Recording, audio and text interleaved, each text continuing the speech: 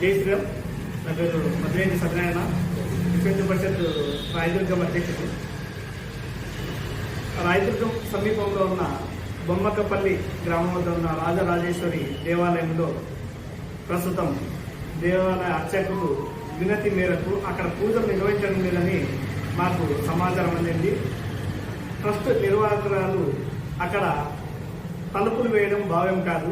దయచేసి హిందువుల మనోభావాలను దెబ్బతీయకుండా దేవాలయాలను వెంటనే పూజా కార్యక్రమంలో అమలుపరచాలి.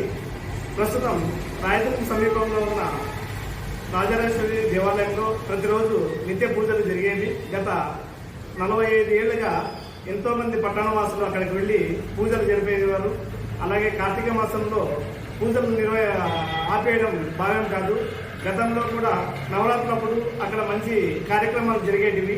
ఇవన్నీ భక్తుల మనోభావాలను దెబ్బతీస్తున్నారు. దయచేసి వెంటనే ట్రస్ట్ నిర్వాహకురాలు తలుపులను తీయించే పూజా కార్యక్రమాలు యథావిధిగా కొనసాగించాలని విశ్వ హిందూ పరిషత్ కోరుతా ఉంది.